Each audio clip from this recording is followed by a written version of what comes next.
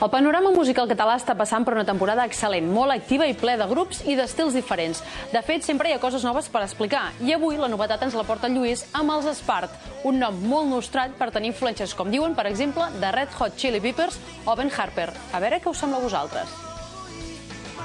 En aquesta casa d'aquí, a Valldoreix, al Vallès Occidental, és on l'any 2006 els Espart van començar a tocar les seves primeres notes. Ara ja tenen el seu primer disc, que es diu Enamorat, i per això hem quedat amb ells, per parlar-ne. Aquí els tenim.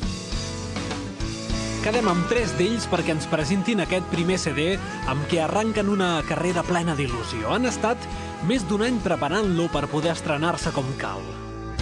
Avui m'he penjat, mai no m'hagués imaginat que tornaria a caure al mateix forat. Han volgut dedicar molts esforços tant a la música com a les lletres, amb què volen que cadascú es faci la història seva.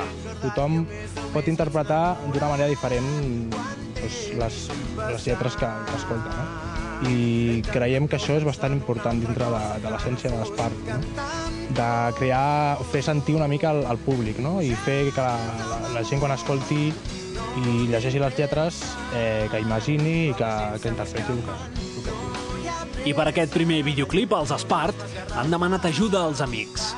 Vam agafar un munt de personal, que són amics nostres que ens van ajudar, no? Perquè, clar, teníem pocs diners per fer el videoclip i la veritat és que ha sigut una experiència brutal perquè hem treballat amb amics, ens han ajudat i ha sigut artísticament un videoclip molt complet. Ens van fer unes fotos, ens van caracteritzar i van fer tot aquest seguit de màsters, no? Aquesta és la meva, que en el seu moment tenia més barba.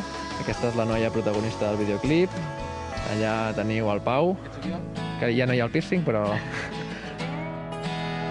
Amb la música que fan, que defineixen com a rock rústic, ja han guanyat diversos premis. Un d'ells, el concurs Sona Nou de l'any 2008. Des de Sant Cugat del Vallès, amb les seves cançons, volen arribar al màxim d'acords possibles i deixar-los enamorats.